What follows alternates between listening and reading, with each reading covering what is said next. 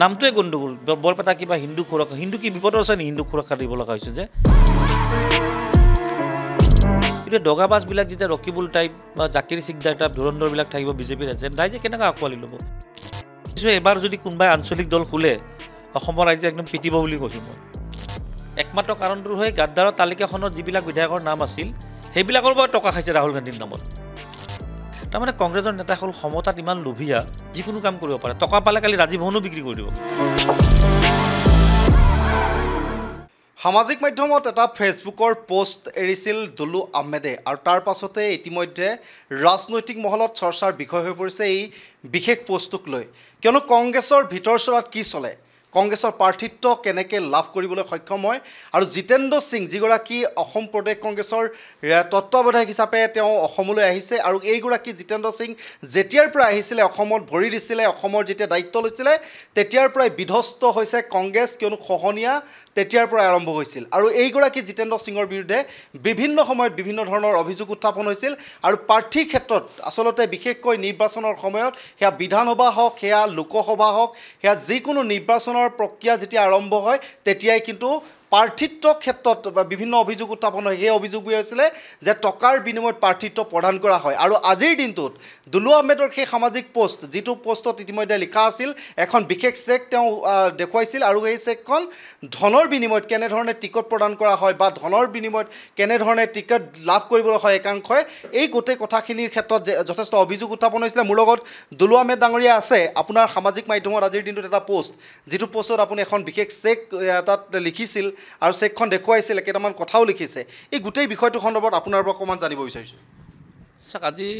3 দিন পূৰ্বে মই ছ'চিয়েল মিডিয়াত এটা কথা কৈছিলোঁ যে দুটা চিট গুৱাহাটী আৰু লখিমপুৰ প্ৰায় 5 কোটি টকাৰ লেনদেন হৈছিল লখিমপুৰতো যিগৰাকী বঞ্চিত প্ৰাৰ্থী তেখেতেতো ক'লে মোৰ পৰা 2 কোটি বিচাৰিছিল মই দিব নোৱাৰিলোঁ কাৰণে বেলেগৰ পৰা টিকেট লৈ দিলে এইটো মই কৈ দেখা নাই লখিমপুৰৰ প্ৰাৰ্থী কৰা সেইটোতো আহিল মই কোৱাৰ পিছত কৈছে দেই তেখেতে তাৰপিছত আহক মই কৈছিলোঁ যে গুৱাহাটীৰ বিনিময়ত আসনখনৰ বিনিময়ত 2 কোটি টকা ৰমেন বৰঠাকুৰৰ পৰা লৈছিলে এইটো 3 দিন আগে ক'লোঁ আজিতো চেকখন দেখিলে আপোনালোকে সেইখনতো মোৰ চেক নহয় ইয়ৰ চেল্ফ লিখা আছে প্ৰাৰ্থিত্ব ঘোষণা হোৱাৰ আগমুহূৰ্তৰ তাৰিখ ৰমেন বৰঠাকুৰৰ স্বাক্ষৰ আৰু এইটো কোনটো ইয়ৰ চেল্ফ বুলি কোৱাৰ লগে লগে আপুনি যিকোনো একাউণ্টত ল'ব পাৰে জিতেন্দ্ৰ সিং কোনোবা এটা একাউণ্ট দিছে সেই একাউণ্টৰ জৰিয়তে কেছ ওলাই হাৱালা কৰিছে কিবা বিৰাট ডাঙৰ কেলেংকাৰী সেইটো আৰু পুৰা আৰু যিবোৰ কংগ্ৰেছ নেতা ওলাই গৈ আছে চব প্ৰত্যেকেতো কৈছে জিতেন্দ্ৰ সিঙে টকা ল'ব আহে আমি সেইকাৰণে অতিষ্ঠ হৈ দলৰ পৰা ওলাই আহিলোঁ কোনোবাই দল সুবিধা ওলাই আহিছে কোনোবাই এতিয়া যিসকলে প্ৰাৰ্থিত্বৰ নামত টকা দিয়ে আসন এখন টকা লৈ 4-5 গৰাকীৰ পৰা দিব পাৰে এজনক আৰু যিবিলাক বঞ্চিত সেইবিলাকক কয় সেইবিলাক ভয়ো খায় যে আমি টকা দিছোঁ কৈ দিলে আকৌ টেক্স চেক্সৰ কৰি দিয়ে মানস বৰা হাজোৰ কাৰণে 2 কোটি টকা দিছিলে 2021 তেওঁ ক'ব নেকি মই 2 কোটি টকা দিয়া বুলি সকলো এটা ব্যক্তিগত হেৰি থাকেতো যিবিলাক বঞ্চিত হয় ৰাহুল গান্ধী প্ৰধানমন্ত্ৰী হ'ব আমাৰ চৰকাৰ হ'ব অমুক হ'ব তমুক হ'ব এইবিলাকৰ এটা মিছাৰটো সীমা থাকে সীমা অতিক্ৰম কৰিছে এতিয়া যাৰ বাবে ডেইলি দল সলনি কৰি দলৰ পৰা ওলাই গৈ আছে চবতো বিজেপিত যোগদান কৰিছে থাকিল কি শেষত কংগ্ৰেছত খালি থাকিব ৰকিবুল হুছেইন নুৰুল হুদা জাকিৰ সিকদাৰ ৰেকিবুদ্দিন আহমেদ আলম এইবিলাকে থাকিব বেলেগ কোনো নাথাকে আৰু এইটো আৰু সেইসকল থাকিব আকৌ বিজেপিৰ হৈ কাম কৰি থাকিব এটা সৰু উদাহৰণ দিওঁ এইবিলাক বাৰু 2 কোটি 4 কোটি চবে কৈ থাকে কংগ্ৰেছৰ টিকেটটো ফিক্স 2 কোটিৰ পৰা আৰম্ভ হয় কেইদিনমান আগতে মুখ্যমন্ত্ৰীয়ে ক'লে যে কংগ্ৰেছৰ এই ৰকিবুল হুছেইন সাংসদ হ'লে মই ভাল পাম অন্ততঃ কাজিৰঙাৰ জীৱ জন্তুবোৰ সুৰক্ষিত হৈ থাকিব তাৰমানে কথাটো তেওঁ এইটো বুজালে যে সুৰক্ষিত মানে কি ৰকিবুল থকাত হয় জীৱ জন্তুবোৰ মাৰি খাইছিলে পহু চহু নতুবা বিক্ৰী কৰিছিলে গড়ৰ খৰ্গ এইবিলাক যে কৈ থাকে সেইটোৱে বুজোৱা নাই জানো আজিলৈ এখন আইনী জাননী প্ৰেৰণ কৰিলে নেকি তেওঁ নাই কৰা কাৰণ বুজা পৰা আছে তেখেতসকলৰ মুখ্যমন্ত্ৰী চলাই আছে দলটো সেইকাৰণে কয় কংগ্ৰেছ ৰাজীৱ ভৱনটো কেইদিনৰ পিছত আমাৰ বিজেপিৰ ব্ৰাঞ্চ অফিচ হ'ব আৰু মই মাজে মাজে তাত যাই বহিম কিবা গোচৰ হ'ল নেকি নাইয়ে গোচৰ কৰা মানুহে নাই যিকেইটা আছে বিজেপিৰ লগত মিলি আছে আৰু এই কথা ৰাইজে গম পাইছে কংগ্ৰেছ দল ভাল দল কংগ্ৰেছক মই আজিও ভাল পাওঁ শ্ৰদ্ধা কৰোঁ মই যদিও কোনো দলত নাই কিন্তু ৰাইজ এনেকুৱা অতিষ্ঠ হৈছে এনেকুৱা যোগদান দেখিছে ভোট দিবৰ কাৰণে শংকিত হৈ গৈছে কাক ভোট দিম বৰপেটা এটা উদাহৰণ পাব আপোনালোকে ফলাফলত প্ৰত্যেকৰে এটা কথা কংগ্ৰেছ কৰিছোঁ কংগ্ৰেছ কৰিম কিন্তু ভোট আমি এবাৰ যোগ্য প্ৰাৰ্থীক দিম কংগ্ৰেছৰ প্ৰাৰ্থীক নিদিওঁ আৰু কেইদিনমান ৰখক বিজেপিৰ কোন মন্ত্ৰীয়ে আঠগাঁও ভজনকা মাৰ্কেটত থকা অনা অসমীয়া ব্যৱসায়ী এগৰাকীৰ জৰিয়তে দুৰ্বল প্ৰাৰ্থী বৰপেটাত প্ৰক্ষেপ কৰিব লাগে বুলি কিমান কোটি টকা লেনদেন হৈছে অনা অসমীয়া ব্যৱসায়ীগৰাকীৰ মই নামো কৈ দিওঁ তেওঁ গুৱাহাটীত নাই বৰ্তমান তেওঁ ঘূৰি আহক হাৱালাটো এটা 2 নম্বৰী কাৰবাৰ হয় গতিকে এইবিলাক মানে আপুনি বৰপেটাত যাই সুধিবচোন কংগ্ৰেছৰ প্ৰাৰ্থীৰ কথা তেওঁ হয়তো নাজানিব পাৰে প্ৰাৰ্থীগৰাকীয়ে কিন্তু দুৰ্বল পাৰ্টি বিজেপিয়ে প্ৰক্ষেপ কৰিছে গতিকে ক'ত দল থাকে এটা যিটো আপুনি সামাজিক মাধ্যমত দিয়াৰ পোষ্টৰ ৰমেন চন্দ্ৰ বৰঠাকুৰৰ বিষয়ে লিখিছে কিন্তু তেওঁ ন' কমেণ্ট বুলি কৈছে তেওঁ আমি যিহেতু তেওঁৰ লগত যোগাযোগ হৈছিল তেওঁৰ লগত কথা পাতিছিলোঁ তেওঁ ন' কমেণ্ট বুলি কৈছে চাওক তেওঁ কি কমেণ্ট কয় সেইটোৰ লগত মোৰ হেৰি নাই মই মোৰ চৰ্চত মই যিখিনি ক'ব লাগে মই ক'লোঁ তেওঁ যদি ন' কমেণ্ট কৰিছে তাৰ উত্তৰটো স্পষ্ট ওলাইছে আৰু যদি মই মিছা কৈছোঁ তেওঁ মোৰ ওপৰত মানহানিক গোচৰ দিব আপোনালোকে সাংবাদিকসকলে এটা কথা বুজি পাব লাগে যে ন' কমেণ্ট মানে তাত সকলো স্পষ্ট হৈ গৈছে আৰু পৰা এতিয়াতো এইটোৰ উত্তৰ জিতেন্দ্ৰ সিঙে দিব পাৰিব ভালদৰে কোন একাউণ্টত লৈছিলে বা সেই একাউণ্টত নলৈ কেছত ল'লে নে কিহত ল'লে চেক আৰু 2 কোটি টকা এটা চেক এখন এইটো ধেমালি কথা নহয়তো 2 কোটি টকাৰ চেক এখন ধেমালি কথা নহয় এইটোতো ৰমেন বৰঠাকুৰে যিটো ন' কমেণ্ট দিছে তাতো উত্তৰটো ওলাই পৰিছে স্পষ্টকৈ যেতিয়া 2021 যেতিয়া জিতেন্দ্ৰ সিং আহিছিলে অসমৰ তত্ত্বাৱধায়কৰ দায়িত্ব লৈছিলে তাৰ পিছৰ পৰাই কিন্তু জিতেন্দ্ৰ সিঙৰ বিৰুদ্ধে ধনৰ লেনদেনৰ অভিযোগটো উঠি আছিলে কিন্তু এইবাৰ এই চেকখনে স্পষ্ট কৰিব নেকি আচলতে চাওক মই 2021 চনৰ নিৰ্বাচনৰ পিছৰ পৰাই কৈ আছিলোঁ যে এইজন বিজেপিৰ এজেণ্ট হয় তেখেতৰ বিজেপিৰ লগত ভাল তেখেতৰ মাতৃ সাংসদ আছিলে বিজেপিৰ জিতেন্দ্ৰ সিঙৰ মাতৃ মানে মই যিখিনি জানো আৰু 2021 কংগ্ৰেছটো বিক্ৰী কৰিব আহিছে উৰিষ্যা শেষ কৰি আহিছে মধ্যপ্ৰদেশ শেষ কৰি আহিছে অসম শেষ কৰাৰ দায়িত্ব দিছে তেখেতক ধ্বংস হৈ গ'ল অসম মহাজোঁট চৰকাৰৰ নামত UDFৰ পৰাও টকা খাইছে কংগ্ৰেছৰ প্ৰাৰ্থী এটা সমষ্টিত 3-4 গৰাকীৰ টকা খাইছে মই ক'লোঁ নহয় এইজন মানে টিকট বিক্ৰী কৰা দালাল হয় জিতেন্দ্ৰ সিং আজিলৈ মোৰ ওপৰত কিয় গোচৰ নক'লে মইতো সমষ্টিৰ নাম কৈ দিছোঁ টেলিফোনিক বাৰ্তা দি দিছোঁ কাৰ লগত কি কথা পাতিছে মইতো স্পষ্ট কৈ দিছোঁ ৰাজ্যসভা ৰাষ্ট্ৰপতি নিৰ্বাচনত ৰাজীৱ ভৱনত আপোনালোকৰ ডাঙৰ কথা কৈছিল নহয় গাদ্দাৰৰ তালিকা সাজু 10 দিনত আমি শাস্তি দিম আপোনালোকে ব্ৰেকিং কৰিছিল গাদ্দাৰ ধৰা পৰিব একদম ৰখি আছিলে আপোনালোকক টুপি নাই গুচি গ'ল দ্বিতীয়বাৰ আপোনালোকে আহিলে সুধাৰ আগে কিজানি কৈ দিয়ে এইটো কথা নুসুধিব বুলি একমাত্ৰ কাৰণটো হৈ গাদ্দাৰৰ তালিকাখনত যিবিলাক বিধায়কৰ নাম আছিল সেইবিলাকৰ পৰা টকা খাইছে ৰাহুল গান্ধীৰ নামত যে ৰাহুলজীয়ে নাম বিচাৰিছে যদি মই দিব লাগে দিগদাৰ মোক টকা দিয়ক আৰু সেইবিলাক টকাটো বিজেপিৰ পৰা আহে কাৰণ বিজেপিক যদি সহায় কৰিছে বিপদত পৰিলেতো বিজেপিয়ে উদ্ধাৰ কৰিব লাগিব এই ধৰণৰ দলটো চলি আছে আচলতে ভূপেন বৰাৰ নেতৃত্বতে আচলতে দলটো প্ৰায় ধ্বংসমুখী হোৱা বুলি অভিযোগ কামেই নাই ভূপেন বৰা ৰাজ্যসভা এখন বিচাৰি আছে এইটো কি কাজিৰঙা আৰু ডিব্ৰুগড়টো খালী হ'ব বুলি এটা ধাৰণা কৰি এখন ৰাজ্যসভা দিয়ক মই যোগদান কৰিম ৰাজ্যসভাখন দিয়া নাই কিন্তু যোগদান কৰা নাই মইতো কৈছোঁ এই কথাটো মানে মুখ্যমন্ত্ৰীয়ে যিধৰণে কৈ আছে যে ভূপেন বৰাও বিজেপি অলপ বেছিকৈ কৈছে 25 চনত যোগদান কৰিব মই কৈছোঁ এতিয়াও এই বাই ইলেকশ্যন যদি হয় কাৰণ এইটো কি কাজিৰঙা আসনখনটো বিজেপিৰ সপক্ষে যাব বুলি দেখাই আছে সমীক্ষাত বা আৰু এখন দুখন ক'ৰবাত যাব ৰাজ্যসভাত যি সৰ্বানন্দ সোণোৱালো খেলিছে তেনেকৈ খেলিছে গতিকে তাৰে এখন ৰাজ্যসভা এখন চকু দিছে মুখ্যমন্ত্ৰীটো 25টো বহুত দূৰ কৈছে মই কৈছোঁ এইবাৰ জয়লাভ কৰিলে যেতিয়া ৰাষ্ট্ৰপতি নিৰ্বাচন হ'ব তেতিয়া চৰ্ত দিব যে মোক ৰাজ্যসভা তাৰমানে কংগ্ৰেছৰ নেতাসকল সমতাত ইমান লোভীয়া যিকোনো কাম কৰিব পাৰে টকা পালে কালি ৰাজীৱ ভৱনো বিক্ৰী কৰি দিব কিন্তু ইমান তললৈ নামি পৰে আৰু এটা কথা যে ৰমেন বৰঠাকুৰে কৈছে যে দুলু আহমেদে সামাজিক মাধ্যমতে হওক বা এনেধৰণৰ কথা আচলতে কৈ থাকে বা সামাজিক মাধ্যমত এইবোৰ পোষ্ট এৰিয়ে থাকে বুলি তেওঁ চেকখন মোৰ হয় নেকি চেকখন কাৰ হয় মই পালোঁ কৰে বিতৰ্ক হয় কিবা চেকখন কাৰ হয় চেকখনটো দুলু আহমেদৰ নহয় চেকখন ৰমেন বৰঠাকুৰৰ হয় মই ক'লে বিতৰ্ক হৈ থাকে সেইটো ঠিক আছে ন' কমেণ্টটো কি বুজালে ন' কমেণ্ট বুজি লওক আপোনালোকে আৰু ইমান স্মাৰ্ট আছে কিয় বুজি নাপায় কথাটো এই গোটেই বিতৰ্কখিনি কথা পাতিম ইপিনে বৰপেটাত নিৰ্বাচনী প্ৰস্তুতি ইপিনে আপুনি চলাই আছে কেনেধৰণৰ দেখা পাইছে বৰপেটা সমষ্টিত যিহেতু আপুনি কৈ আছে অভিযোগ উত্থাপন কৰিছে যে কংগ্ৰেছৰ প্ৰাৰ্থীগৰাকী এক প্ৰকাৰে বিজেপিয়ে প্ৰক্ষেপ কৰিছে বা কিন্তু আপোনাৰ কেনেকুৱা চলিছে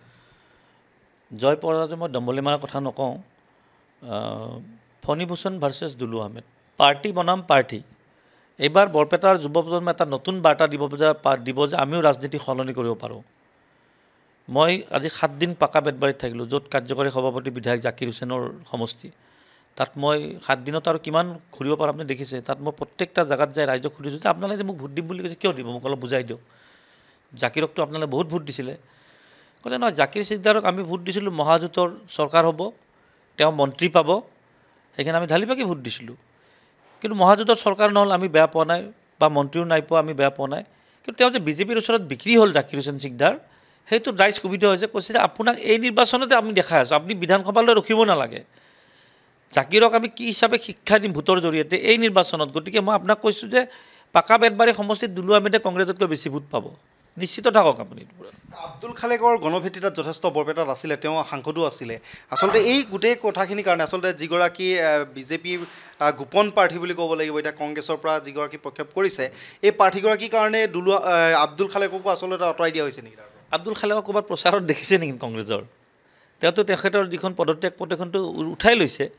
এতিয়া বৰপেটাৰ প্ৰাৰ্থীগৰাকীৰ ওচৰত আব্দুল খালেক ডাঙৰীক কিয় দেখা পোৱা নাই, সেইটোত আপোনালোকে উত্তৰটো পাই যাব লাগে। এগৰাকী স্থানীয় সাংসদ, যদিও তেওঁ বৰপেটাটো বিচাৰিছিলে, ধুবুৰীটো বিচাৰিছিলে, তেওঁ বঞ্চিত হ'ল, পদত্যাগ কৰিলে, আকৌ দিল্লী নেতৃত্বই মাতি নি কিনে উইড্ৰ কৰিলে।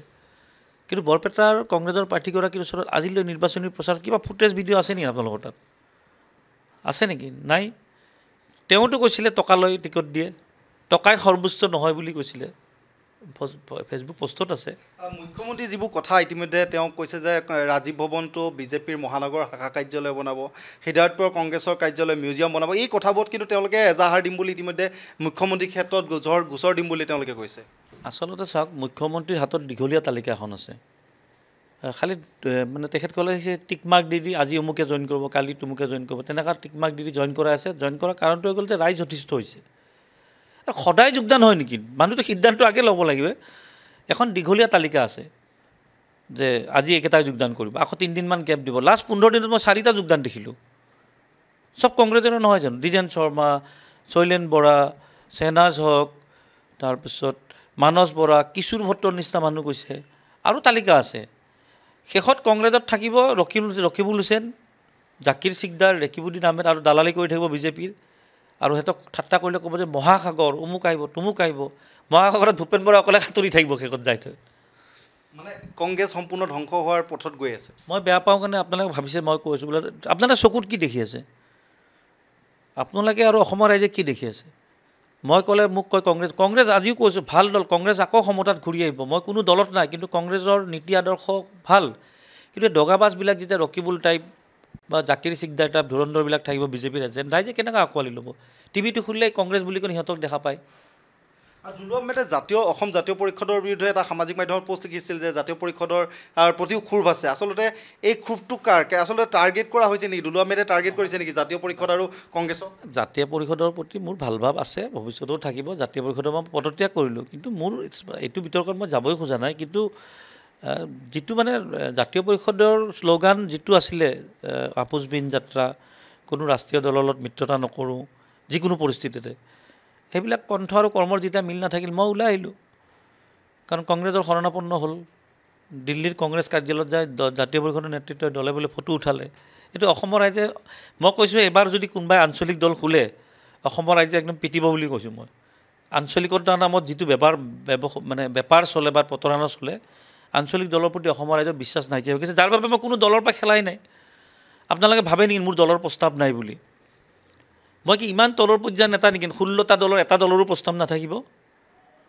মই নিৰ্দলীয় জাহাজ এইকাৰণে কৈছোঁ যে যিবোৰ দলত থাকি খেলি মেলি হৈছে সেইবিলাক সমৰ্থন দুলু আহমেদে পাব। যাৰ কাৰণে মই কৈছোঁ তীব্ৰ প্ৰতিদ্বন্দ্বিতা মোৰ আৰু ফণী ভূষণৰ মাজত হ'ব। বিজেপি অন্য সমষ্টিতকৈ 1 লাখত জিকিম, 4 লাখত জিকিম, 5 লাখত জিকিম। বৰপেটাত খালি 75,000, প্ৰথমে আছিল 80, আৰু 40 দিন আছেই। এই 75 কমি আৰু 70 কেনেকৈ কৰিব লাগে সেইটো মইতো ভাই সুযোগ ল'ব জানো, ধুনীয়াকৈ ল'ম। কাৰণ প্ৰাৰ্থীগৰাকীয়ে কৈছে নেখেলোঁ বুলি। আৰু আজিও ক'লোঁ কংগ্ৰেছ আৰু CPM তৃতীয় চতুৰ্থত, কোনোবা তৃতীয়ত কোনোবা চতুৰ্থত থাকিব, তাকো বহু ব্যৱধানত। যদি নাথাকে মই ৰাজনীতি নকৰোঁ বুলি কৈছোঁ, জীৱনত নকৰোঁ বুলি কৈছোঁ ৰাজনীতি। বিৰোধী ঐক্যমঞ্চ যেতিয়া এক আছিলে তেতিয়া দুলু আহমেদে বৰপেটা সমষ্টিটো বিচাৰিছিলে, তাত প্ৰাৰ্থিত্ব তেওঁ কৈছিলে যে মই ইয়াৰ পৰা প্ৰতিদ্বন্দ্বিতা কৰিব বিচাৰোঁ বৰপেটাৰ পৰা, আৰু নিদিয়াৰ বাবে কংগ্ৰেছৰ বিৰুদ্ধে আচলতে কংগ্ৰেছক টাৰ্গেট কৰি লৈছে কিন্তু দুলু আহমেদে। তেনেকুৱা কথা নাই। মই সংবাদ মাধ্যমত এদিন স্পষ্টকৈ কৈছিলোঁ যে যিহেতু বিৰোধী ঐক্যমঞ্চ গঠন হৈছে, এটা সমষ্টিত এগৰাকী প্ৰাৰ্থী, গতিকে মনোৰঞ্জন দাক দিব বুলি ওলাইছিল। আৰু মই সংবাদ মাধ্যমতে কৈছোঁ মনোৰঞ্জন দাক প্ৰাৰ্থিত্ব দিলে মই সম্পূৰ্ণ সমৰ্থন কৰিম। কাৰণ মই ৰঙিয়াত খেলিম বুলি পৰিকল্পনা কৰি আছোঁ, কাৰণ CPMৰ এটা ভাল বেছ ৰঙিয়াত আছে, মোক তেতিয়াহে সমৰ্থন কৰিব। কিন্তু যেতিয়া মই ক'লোঁ অনা অসমীয়া ব্যৱসায়ী যে বিজেপিৰ মন্ত্ৰীৰ জৰিয়তে যে কিমান কোটি টকা লৈ কংগ্ৰেছে প্ৰাৰ্থী প্ৰক্ষেপ কৰিলে, বিৰোধী ঐক্যমঞ্চ ভংগ হ'ল, বিৰোধী ঐক্যমঞ্চ তাত ভংগ হৈ গ'ল। গতিকে তাত মই সুবিধা হোৱাৰ কথাই নাই যদি তাতে বিৰোধী মঞ্চৰ দুগৰাকী প্ৰাৰ্থী থাকিব নোৱাৰে দুলু আহমেদ কিয় থাকিব নোৱাৰে মইতো হাজোৰ ভোটাৰ বৰপেটা লোকসভা সমষ্টি হাজোত অন্তৰ্ভুক্ত হৈছে হাজো আজি হিৰণ্য ছাৰৰ এটা মন্তব্য পালোঁ বিৰোধী মঞ্চৰ প্ৰাৰ্থীক সমৰ্থন কৰিব লাগে মুকলি আহ্বান দিছে বৰপেটাত কাক কৰিব তাততো CPMৰো আছে তাততো কংগ্ৰেছৰো আছে মই কৈছোঁ যে আপোনাৰ প্ৰতি মোৰ শ্ৰদ্ধা ভাৱ আছে ভৱিষ্যতো থাকিব বৰপেটাত কাক কৰিব আপোনালোকে ৰাইজে জানিব বিচাৰিছে কাৰণ সমৰ্থন লৈছে গৌৰৱ গগৈ যোৰহাটত CPMৰ সমৰ্থন লৈছে লুৰিণজ্যোতি গগৈ ডিব্ৰুগড়ত CPMৰ সমৰ্থন লৈছে এনে অঞ্চলত CPMৰ প্ৰাৰ্থী বৰপেটাত আছে সমৰ্থন দিব লাগিব CPMক সমৰ্থন দিয়া মানে কংগ্ৰেছৰ বিৰুদ্ধে যাব লাগিব আৰু কংগ্ৰেছক যদি সমৰ্থন কৰে CPMৰ বিৰুদ্ধে যাব লাগিব তোমালোকে সমৰ্থন লৈছা সমৰ্থন কিয় নিদিবা এটা অৰাজকতা সৃষ্টি হৈছে নাই এই তাৰ মাজৰে যুদ্ধখন লগাই মেলি মই ফাকে ফাকে মই জয়লাভ কৰিম তাতে কংগ্ৰেছৰ যিটো আজিৰ দিনটোত যিটো পোষ্ট সামাজিক মাধ্যমত আপোনাৰ যে চৰ্চা হৈ পৰিছিলে যে ধনৰ কথাটো জিতেন্দ্ৰ সিঙে যি ধন বিনিময়ত টিকট প্ৰদান কৰে বুলি কোৱা কথাটো এই ক্ষেত্ৰত আপোনাৰ বিৰুদ্ধে কংগ্ৰেছৰ নেতৃত্বই কিবা ব্যৱস্থা গ্ৰহণ কৰিব পাৰিবনে আৰে আজি চাব মই আপোনাক ক'লোঁ যে মোৰ বিৰুদ্ধে কংগ্ৰেছে এতিয়ালৈ 8টাকৈ গোচৰ দিছে ৰিপুণ বৰাই কংগ্ৰেছত থাকোঁতে দিছপুৰত দিছিলে জাকিৰ সিকদাৰে বৰপেটাত দিছিলে ৰেকিবুদ্দিন আহমেদে ছয়গাঁৱত দিছিলে নন্দিতা দাসে বকুত দিছিলে নুৰুল হুদাই নগাঁৱত দিছিলে সুভান চৰকাৰে গোলোকগঞ্জত দিছিলে মোৰ শপতনামাত এটা পেজ বাঢ়িব মোৰ কিবা ক্ষতি হ'ল নেকি খালি গোচৰটো দিয়ে ফেচবুকত আপলোড দিয়ে এইবিলাক হেয়াই ধেৰ ধৰণৰ নেতা